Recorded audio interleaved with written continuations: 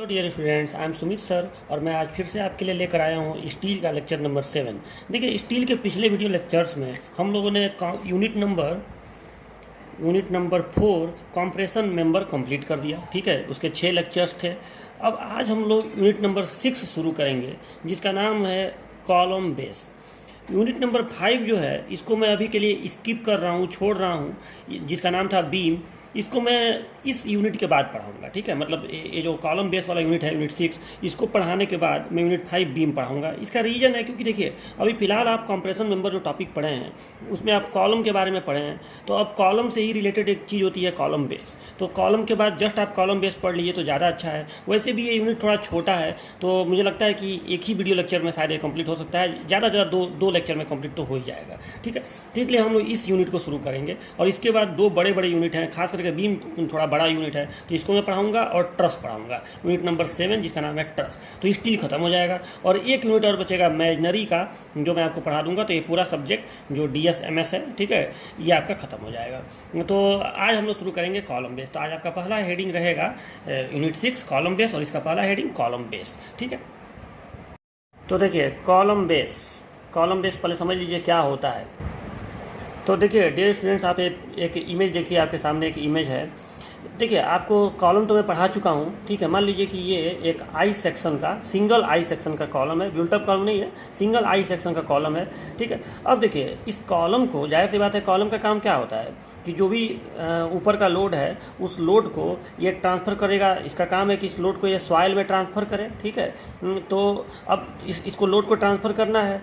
तो देखिए, अब सीधे लोड को सॉइल में तो ट्रांसफ़र किया नहीं जाता है, क्योंकि अगर आप सीधे इसको सॉइल पे खड़ा कर दें तो जाहिर सी बात है ये धंस जाएगा सॉइल में। तो उसके लिए हम लोग करते क्या हैं कि कंक्रीट का एक, इस तरह से कंक्रीट का एक फूटिंग तैयार करते हैं, और इसको हम लोग कहते हैं कंक्रीट ब्लॉक या कंक्रीट फूटिंग। ठीक है, और इसका एरिया काफ़ी ज़्यादा होता है। ठीक है, तो कंक्रीट फूटिंग का एरिया काफ़ी ज़्यादा होता है। ज़्यादा एरिया रखने का कारण ये है कि आप एक फार्मूला पढ़े हैं कि pressure is equal to load upon area होता है। ठीक है, pressure is equal to load upon area. तो अगर आप एरिया ज़्यादा रखेंगे तो जाहिर सी बात है प्रेशर कम हो जाएगा। ठीक है, यानी एरिया अगर ज़्यादा रखेंगे तो जो ये फुटिंग सॉइल पे रखा हुआ है, तो सॉइल के इतने दूर के क्षेत्रफल पे कम दाब ये लगाएगा। जाहिर सी बात है एरिया ज़्यादा रहेगा तो इसलिए ये जो फुटिंग है ये सॉइल में धंसेगा नहीं। ठीक है, इसीलिए हम लोग पहले फुटिंग लगाएंगे। अब देखिए, इस फुटिंग के ऊपर अगर हम लोग सीधे इस कॉलम को खड़ा कर दें तो क्या दिक्कत आएगा। अगर हम सीधे इस फुटिंग के ऊपर इस कॉलम को ही खड़ा कर दें तो क्या समस्या आएगी। तो फिर देखिए वही समस्या आएगी कि चूँकि इस कॉलम का नीचे, इस कॉलम का जो बेस है, बॉटम है, उसके तली में इतना ही क्षेत्रफल है। मतलब इसके तली का जो क्रॉस सेक्शनल एरिया है वो तो केवल यही है ना, जो ये आई शेप आपको दिख रहा है नीचे से। ठीक है, तो वही उतना उसका क्रॉस सेक्शनल एरिया है। तो अब इसका एरिया इतना कम है कि अगर आप उस कॉलम को सीधे इस कंक्रीट के फुटिंग पर खड़ा कर दें तो क्या होगा। तो देखिए क्या होगा, होगा ये कि चूँकि कॉलम पे लोड तो बहुत ज़्यादा आता है, अब इतने ही दूर के जो नीचे वाला इसका एरिया होगा, उस एरिया को मैं यहाँ ऊपर से आपको दिखा रहा हूँ। ठीक है, कि ये जो एरिया आपको दिख रहा है, ये जो एरिया आपको दिख रहा है, इतने ही एरिया के थ्रू बहुत ज़्यादा लोड इसको ट्रांसफ़र करना है। कॉलम पे लोड बहुत ज़्यादा आता है, तो जब ये कॉलम उतना हैवी लोड ट्रांसफ़र करेगा तो जाहिर सी बात है जो इसका क्षेत्रफल होगा, क्रॉस सेक्शनल एरिया जो फुटिंग के संपर्क में होगा, उस पर उतने दूर में प्रेशर बहुत ज़्यादा होगा, क्योंकि pressure is equal to load upon area. तो यहाँ पे लोड ज़्यादा और एरिया कम है। ठीक है, तो इसलिए बहुत ज़्यादा, मतलब इस फुटिंग का जितने दूर का क्षेत्रफल पर यह कॉलम खड़ा रहेगा, वो भी जाहिर सी बात है आई शेप का ही रहेगा, उतने दूर बहुत ज़्यादा प्रेशर आएगा। और वो प्रेशर जो है, उस प्रेशर की वजह से ये जो कॉलम आपको दिख रहा है, ये कॉलम उसमें धंसने लगेगा। जाहिर सी बात है फुटिंग में धंसेगा। इसको हम लोग कहते हैं पंचिंग, इसी को हम लोग कहते हैं पंचिंग शियर फेल्योर। ठीक है, तो उसमें कॉलम धंसने लगेगा, तो ये समस्या यहाँ पे आएगी। तो अब इस समस्या को हम लोग कैसे रोकेंगे।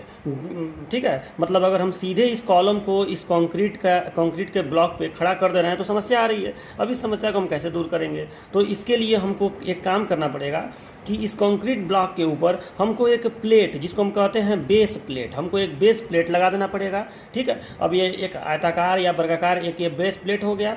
और उस बेस प्लेट को हम कंक्रीट फुटिंग से कस देंगे। देखिए यहाँ चारों तरफ बोल्ट लगा के, नट बोल्ट लगा के कस दिया गया है, और उसके ऊपर हम इस कॉलम को खड़ा कर देंगे। ठीक है, तो अब इससे ये फायदा हुआ कि जाहिर सी बात है इस कॉलम का जो लोड है वो इस बेस प्लेट पर आ जाएगा, और बेस प्लेट सफिशिएंटली स्ट्रांग होगा। अब ऐसा नहीं है कि इस बेस प्लेट में भी ये कॉलम धंसने लगेगा, क्योंकि वो मजबूत पदार्थ का बना हुआ है, तो उसमें पंचिंग नहीं होगा। ठीक है, तो उस पर हम लोग कॉलम को खड़ा कर दिए।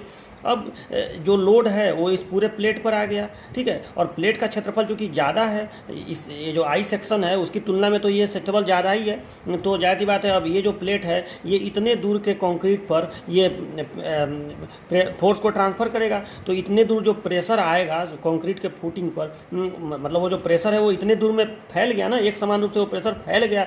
तो जाहिर सी बात है जब एरिया यहाँ पे ज़्यादा हो गया तो इतने दूर के कंक्रीट के फुटिंग पर जो प्रेशर आएगा वो कम आएगा। पहले अगर ये प्लेट नहीं था तो जितने दूर कंक्रीट के जितने एरिया पर प्रेशर आ रहा था वो बहुत ज़्यादा था, क्योंकि एरिया कम तो प्रेशर ज़्यादा। यहाँ पे आपने प्लेट लगा दिया तो एरिया जाहिर सी बात है ज़्यादा हो गया, तो अब इतने दूर के जो कंक्रीट का फुटिंग होगा उस पर प्रेशर घट जाएगा।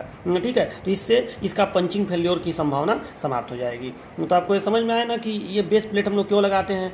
अब इसी बेस प्लेट को हम लोग कहते हैं कॉलम बेस। सीधी सी बात है कि कॉलम के नीचे, मतलब जो कॉलम है उसके नीचे जो एक बेस प्लेट हम लोग लगा देते हैं ताकि एक समान रूप से प्रेशर का ट्रांसफ़र हो, एक समान रूप से आपका एक समान रूप से प्रेशर लगे कंक्रीट फुटिंग पर। ठीक है, और वो प्रेशर कम भी हो जाए। ठीक है, वो प्रेशर कम भी हो जाए क्योंकि इसका क्षेत्रफल हम थोड़ा ज़्यादा रखेंगे, इस कॉलम के क्षेत्रफल से तो ज़्यादा ही होगा, तो वो प्रेशर घट भी जाएगा और इस तरह से कॉलम के पंचिंग की संभावना कम हो जाएगी। ठीक है, तो अब ये बात है, मतलब ये जो कॉलम है इसमें धंसेगा नहीं, कंक्रीट फुटिंग में धंसेगा नहीं।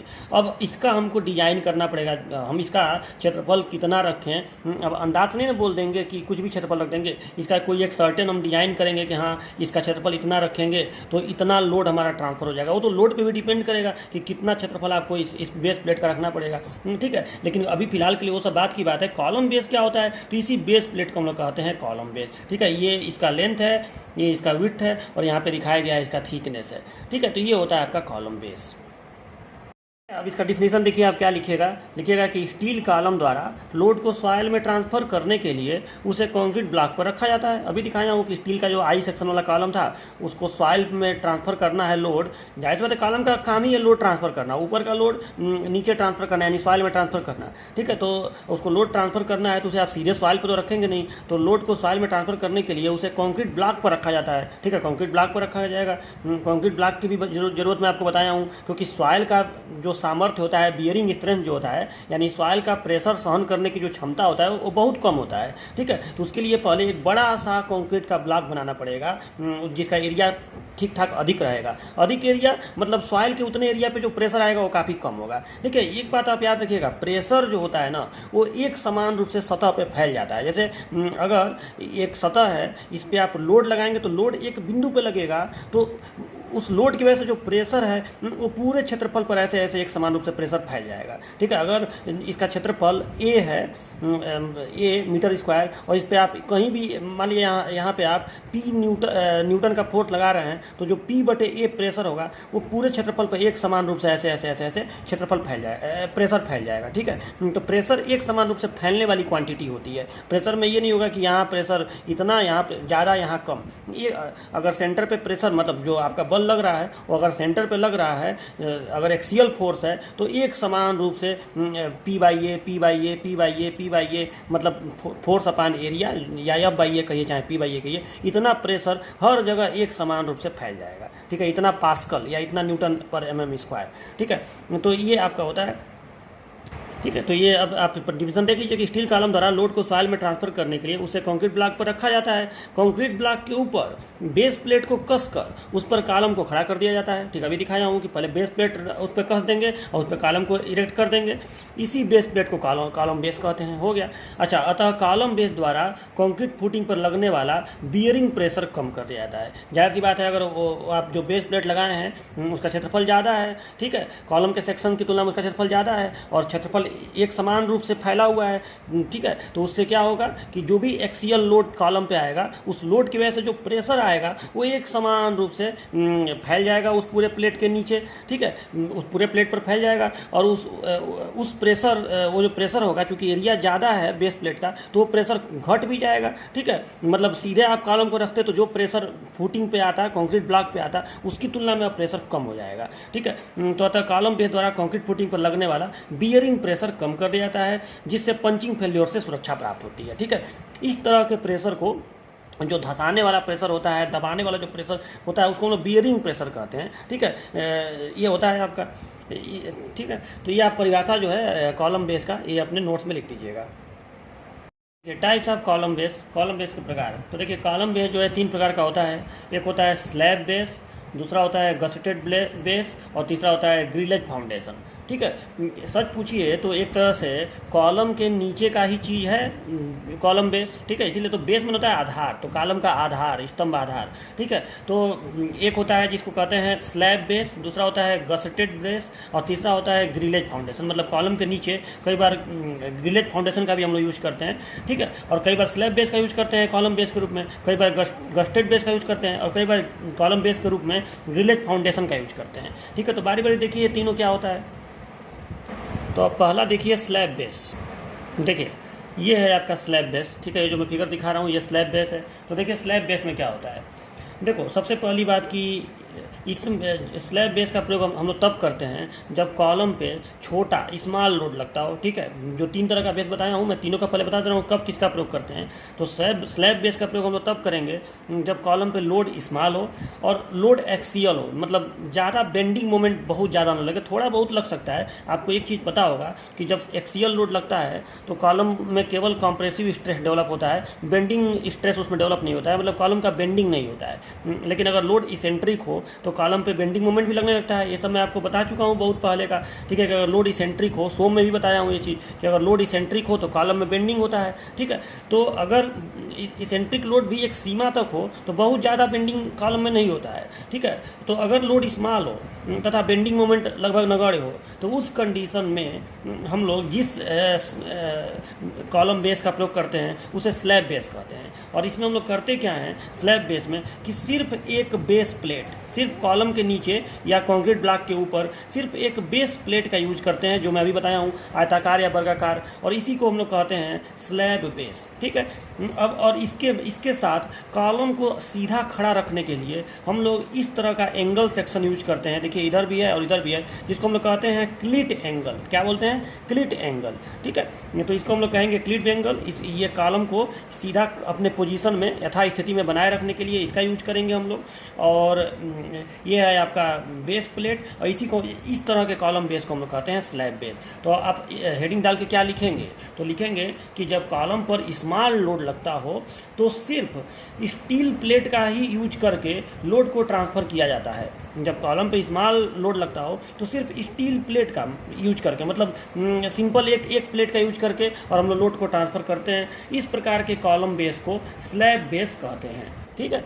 कॉलम को अपनी स्थिति में बनाए रखने के लिए क्लिट एंगल्स का प्रयोग किया जाता है। बस इतना लिख दीजिएगा। फिर से एक बार सुन लीजिए कि जब कॉलम पे स्मॉल लोड लगता हो तो सिर्फ स्टील प्लेट का यूज करके लोड को ट्रांसफ़र किया जाता है। इस प्रकार के कॉलम बेस को स्लैब बेस कहते हैं, ठीक है। तो ये जो आपका कॉलम बेस यहाँ पे दिखाया गया है, जिसमें सिर्फ एक बेस प्लेट का प्रयोग किया गया हो और साथ में क्लिट एंगल, तो उसको हम लोग कहते हैं स्लैब बेस, ठीक है। अच्छा, अब इस ये जो स्लैब बेस है, इसमें आप देखिए तो ये जो है फाउंडेशन बोल्ट है, ठीक है। इसको पूरा कसा गया रहेगा फाउंडेशन तक, और उसके बाद ये जो है यहाँ पे कॉलम से इसको कस दिया गया है, ठीक है। और ये हो गया। और देखिए ये जो आपका बेस प्लेट है, इसका थिकनेस जो है, देखो डिजाइन करने का मतलब ये होता है कि लंबाई बताओ, चौड़ाई बताओ, और थिकनेस बड़ा मायने रखता है, ठीक है। क्योंकि अगर थिकनेस कम रहेगा तो लोड अधिक होने पर ये जो कॉलम है इसका पंचिंग इसी प्लेट में होने लगेगा, ठीक है। तो थिकनेस वगैरह का भी, यही सब तो हमको डिजाइन करने में सीखना है। तो अभी के लिए मैं आपको बता रहा हूँ कि आप कॉपी पर डिफिनीशन क्या लिखेंगे। मान लो यहाँ में डिफिनीशन पूछ दे कि कॉलम बेस का प्रकार बताइए, वर्णन कीजिए, तो आप स्लैब बेस इन डाल के जो बताया हूँ लिखिएगा। हाँ, अब फिगर में देखिए, फिगर में ये 3 डायमेंशनल फिगर बनाना भारी होता है। आप 3 डायमेंशनल फिगर मत बनाइएगा, आप बनाइएगा 2 डायमेंशनल फिगर, जो मैं अभी आपको दिखा रहा हूँ। अब देखिए ये फिगर आपको अपने अगर स्लैब बेस लिखने को आएगा कॉलम बेस के प्रकार में पहला, तो ये फिगर आपको बनाना पड़ेगा। देखिए आप ध्यान से देखिए, तो कहीं ना कहीं इसी का ये फ्रंट व्यू ये दिखाया गया है और इसी का टॉप व्यू ये ऊपर से देखने पर ये फिगर बनाया गया है। आप देखिए ध्यान से, आपको दिखेगा, देखो ये जो पोर्शन आपको दिख रहा है, ये पूरा पोर्शन ये कहीं ना कहीं आई सेक्शन है, ठीक है, आई सेक्शन। तो देखिए ये आई सेक्शन सामने देखने पर सही तो दिखेगा, ठीक है। ये पूरा जो ये पतली पतली किनारे किनारे जो पट्टियाँ दिख रही हैं वो भी आई सेक्शन का है, वो आई सेक्शन का फ्लैंज है और ये बीच में आई सेक्शन का वेब है, ठीक है। और उसके बाद ये जो क्लिट एंगल आपको बगल में दिख रहा है, तो देखिए बगल में क्लिट एंगल आपको दिख रहा है, ठीक है। इसको यहाँ पे रिविट से जोड़ा गया है, तो एक ये रिविट दिख रहा है, ठीक है। उसके बाद यहाँ पे फाउंडेशन बोल्ट लगाया गया है, तो ये देखिए इसको एंकर बोल्ट भी कहा जाता है। तो ये देखिए आपको यहाँ पे दिख रहा है, ये डॉटेड करके यहाँ पे बनाया गया है ना। तो ये हो गया और यही बेस प्लेट है, ठीक है। ये बेस प्लेट आपको सामने से दिख रहा है, ठीक है। और टॉप व्यू में आप देखिए, तो टॉप व्यू में ऊपर से जाहिर सी बात है कॉलम ये दिखेगा, ये आपका पूरा कॉलम है, ठीक है। ये पूरा कॉलम है आई सेक्शन वाला, ठीक है। और ये क्लिट एंगल है, यहाँ से यहाँ तक एक क्लिट एंगल है। इस एंगल का भी आपको देखो ऊपर से देखने पर एंगल का भी ये पतला सा दिखेगा ऊपर से, और उसके बाद ये पूरा एंगल का जो पोर्शन है, जो लेग है पूरा उसका वो दिखेगा। यहाँ पे लेग का थिकनेस दिखेगा और ये पूरा लेग का लेंथ दिखेगा। तो वही है, ये वाला लेग का थिकनेस है और फिर ये पूरा जो सरफेस आपको दिख रहा है ये लेग का लेंथ है, ऊपर से देखने पर दिख रहा है। इसमें 2 रिविट देखो, यहाँ पे 2 रिविट है, ठीक है। और ऊपर से देखने पर ये जो रिविट ऐसे लगाया गया है यहाँ पे, वो देखिए यहाँ पे ऐसे दिख रहा है, ठीक है। वही इस साइड में दिख रहा है। अच्छा, इसमें ए क्या है, बी क्या है, ये सब जो लिखा हुआ है ये सब आपको अभी लिखने की ज़रूरत नहीं है, वो सब जब मैं आपको डिज़ाइन बताऊंगा तो बताऊंगा, ठीक है। हाँ, इतना लिख सकते हैं कि ये जो बी है वो कहीं ना कहीं इस प्लेट की चौड़ाई है और ये जो यल है इस प्लेट की लंबाई है, जो आपको डिज़ाइन करके निकालना पड़ेगा। और ये टी जो है इसका थिकनेस है वो भी आपको निकालना पड़ेगा, ठीक है। तो ये सब तो डिज़ाइन का पार्ट मैं बताऊँगा, अभी बता रहा हूँ लिखेंगे क्या, ठीक है। और ये देखो ये कंक्रीट का नीचे चबूतरा है, तो ये कंक्रीट का ब्लॉक है, ठीक है। तो सामने देखने पर ऐसे दिखेगा, ऊपर देखने पर जाहिर सी बात है ऐसे। इसका प्रोजेक्शन, इसको प्रोजेक्शन कहते हैं, तो ये कंक्रीट का प्रोजेक्शन आपको दिखेगा ऊपर से देखने पर, ठीक है। तो ये आपको फिगर स्लैब बेस रिंग डाल के जो डिफिनेशन बताया हूँ वो लिखना है और फिर ये फिगर आपको बनाना है, ठीक है। तो देखिए कि गसेटेड बेस वाला कॉलम बेस क्या होता है। तो देखिए ये जो कॉलम बेस है इसका प्रयोग हम लोग तब करते हैं जब लोड ज़्यादा हो, मतलब लोड आवश्यकता से ज़्यादा हो और बेंडिंग मोमेंट भी कॉलम पे लगता हो। मतलब एक तरह से सही कहिए तो इसेंट्रिक लोड, मतलब अच्छा खासा इसेंट्रिक लोड अगर कॉलम पे आने लगे तो उस कंडीशन में हम लोग गसेटेड बेस का यूज़ करते हैं। मतलब लोड आप इसका ऐसे ही लिखेंगे कि जब कॉलम पर लगने वाला लोड अधिक हो तथा उस पर बेंडिंग मोमेंट भी लगता हो तो गसेटेड बेस का यूज करते हैं। या ऐसे लिख देंगे कि जिस कॉलम बेस का यूज करते हैं उसे गसेटेड बेस कहते हैं। अच्छा, अब गसेटेड बेस में होता क्या है, तो देखिए इस कॉलम बेस में बेस प्लेट के साथ साथ गसेट प्लेट का भी यूज किया जाता है। इस कॉलम बेस में बेस प्लेट के साथ साथ गसेट प्लेट और गसेट एंगल का भी यूज किया जाता है। तो अभी मैं बताऊंगा आप इसको कैसे लिखिएगा, पहले समझ लीजिए होता क्या है। तो देखिए अभी मैं आपको एक फिगर दिखा रहा हूँ। देखिए ये जो फिगर आपको दिख रहा है यही गसेटेड बेस कॉलम बेस है, ठीक है। केवल इसको बोलेंगे, मतलब केवल इसको गसेटेड बेस ही बोलते हैं। तो देखिए इसमें क्या होता है, इसमें देखो ये जो है कंक्रीट का आपका ब्लॉक है, इसके ऊपर बेस प्लेट, एक बेस प्लेट तो रहेगा ही रहेगा, लेकिन आप यहाँ ध्यान से देखिए तो ये जो कॉलम आपको दिख रहा है इस कॉलम के साइड में देखिए तो यहाँ पे एक गसेट प्लेट ऐसे लगा हुआ है। मतलब कॉलम के दोनों किनारों, इस किनारे पर भी और इस किनारे पर भी, दो तरफ एक एक गसेट प्लेट लगा दिया गया है, उसका रिविटिंग कर दिया गया है। और उसके बाद इस गसेट प्लेट के बाद इस साइड में जैसे पहले वाले में क्लिट एंगल लगाया गया था उसी तरह का एक एंगल सेक्शन लगाया गया है, लेकिन इस बार इसको गसेट एंगल बोला जाएगा। तो ये गसेट एंगल लगा दिया गया है, सेम वही काम उधर भी किया गया है, गसेट एंगल लगा दिया गया है।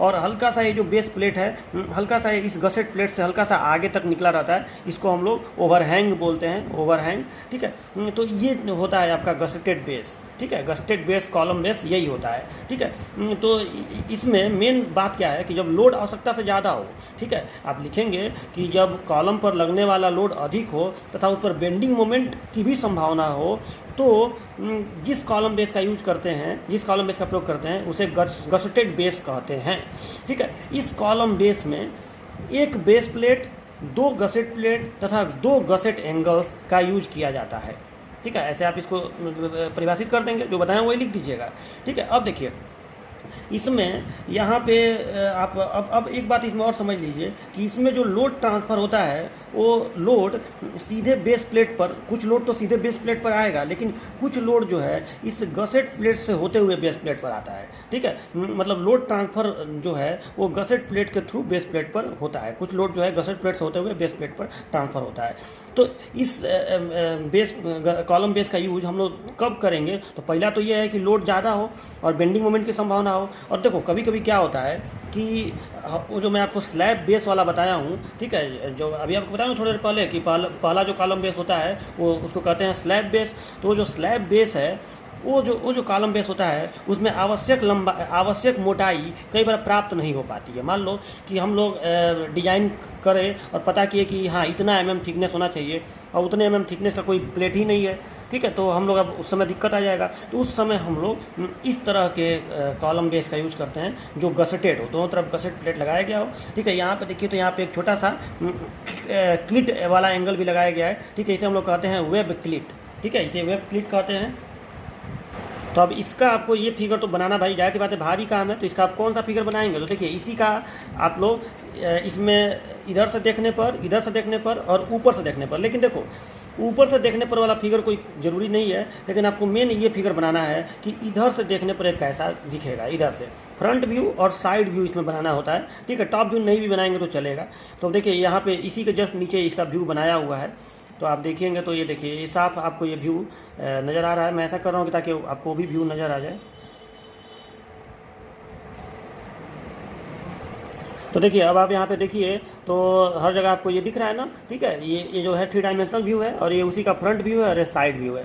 तो आप देखिए सामने से देखने पर आखिर जब आप इसको सामने से देखेंगे तो ये चीज़ दिखेगा कि नहीं? ये इसमें देखिए इस फिगर में ये जो आपको सामने से दिख रहा है ये क्या है? आई सेक्शन का वेब है, ये उसका फ्लैंज है जो पतली पतली बगल में 2 लाइनें दिख रही हैं। ठीक है, और ये क्या है? ये गसेट प्लेट वाला है।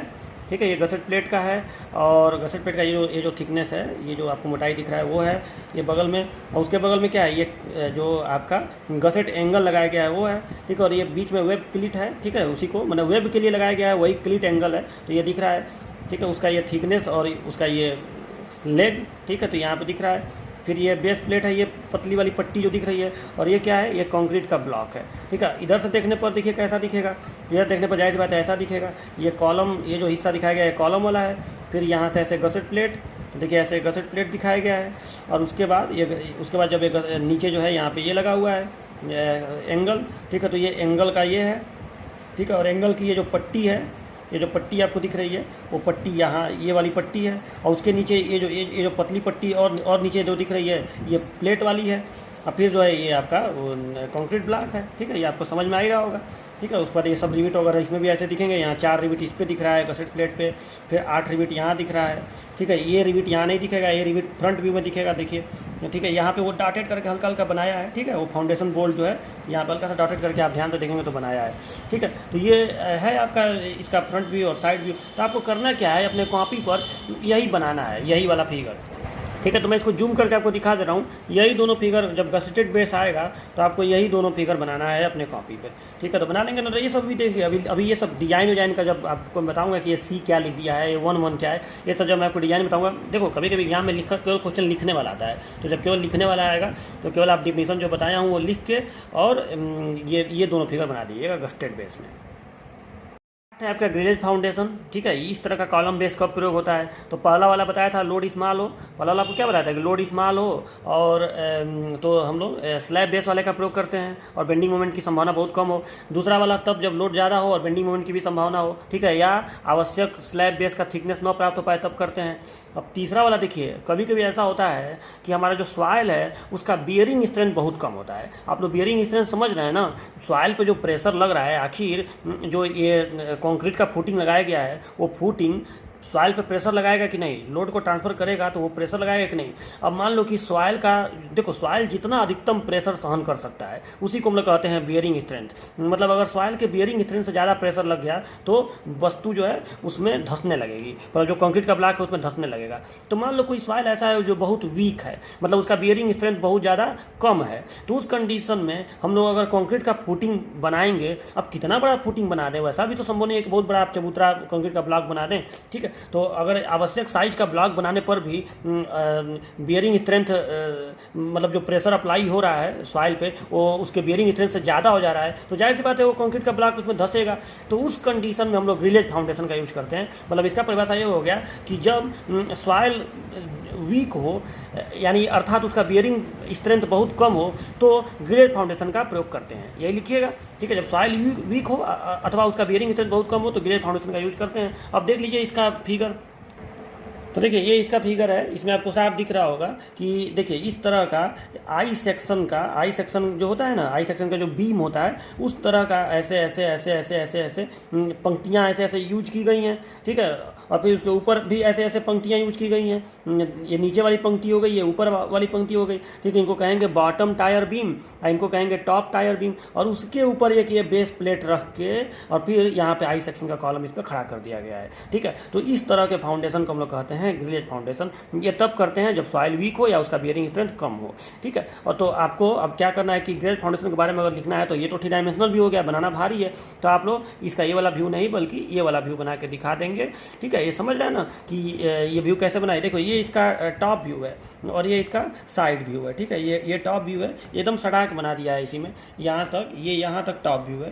देखो यहाँ तक ये टॉप व्यू है, ठीक है। ये नीचे वाला बीम है, ठीक है। सॉरी ये मतलब ये जो है टॉप टायर बीम है और ये जो है बॉटम टायर बीम है और उसी पे ये बेस प्लेट है और उस पर ये दिख रहा है। तो आप ये मत बनाइएगा, आप ये वाला बनाइएगा, ये वाला बस बनाइएगा साइड व्यू। साइड व्यू में क्या दिखेगा, तो यहाँ देखिए साइड व्यू में क्या क्या दिखेगा आपको।